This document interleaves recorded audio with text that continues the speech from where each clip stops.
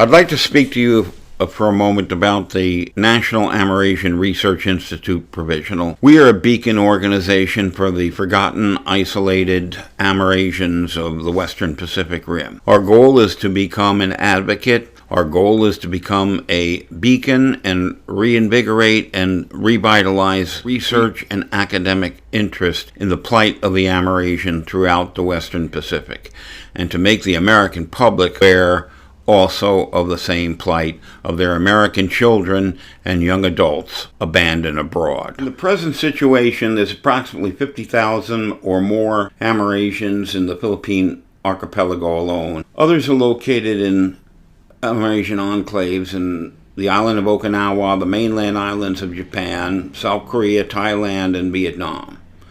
They date back to the earliest days of American military involvement in East Asia.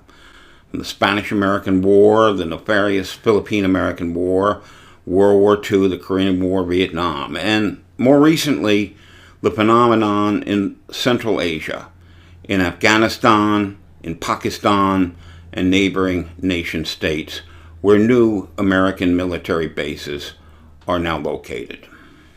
As long ago as 1981, in the book America's Forgotten Children, the Amerasians, John C. Schade Jr., the executive director of the Pearl S. Buck Foundation, described them as being America's abused children.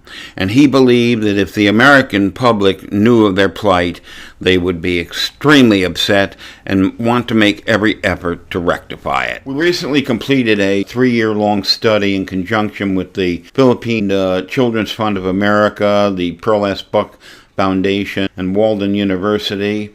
It was a study entitled Stigma, Psychosocial Risk Factors, and Core Mental Health Symptomatology Among Amerasians in the Philippines, a multiple case study. And for 3 years, we followed 16 Amerasians, Anglo and African Amerasians in the Angeles City area, the site of the former Clark Air Force Base, and found many interesting developments. What did we find?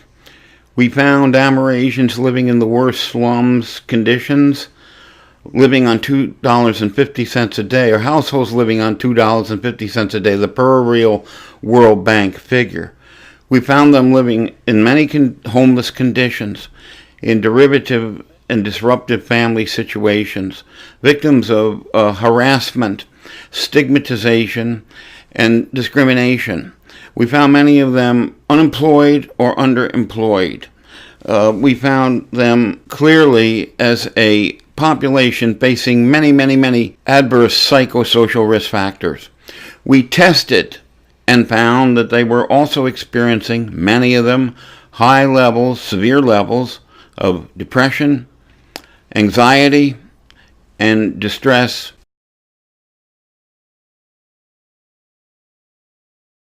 As these young people enter early adulthood, 20 years after the closing of U.S. bases in the Philippines, we find them developing significant mental disorder, anxiety reactions, in some instances PTSD, psychosis, bipolar disorder, clinical depression, and surprisingly a high incidence of somatic disorder. Clearly, 20 years after the bases began to shut down in the Philippines, we have a population at risk, a population that needs further research and study. What is an Amerasian?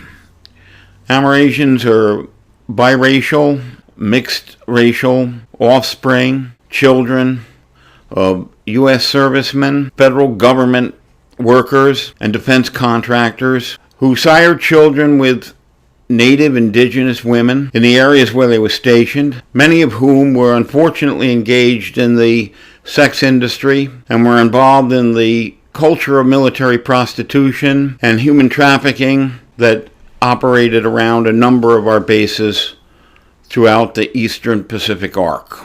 In the fall and winter of 2011 and 12, I will be visiting professor and research fellow at the College of Social Work and Research Center at the Systems Plus College Foundation in Angeles City, Luzon, the Philippines, continuing the vital work of the Research Institute and assisting our friends at the college. We intend to register the NARI, the National Amerasian Research Institute, with the Secretary of State of the State of New York as a bona fide nonprofit research organization.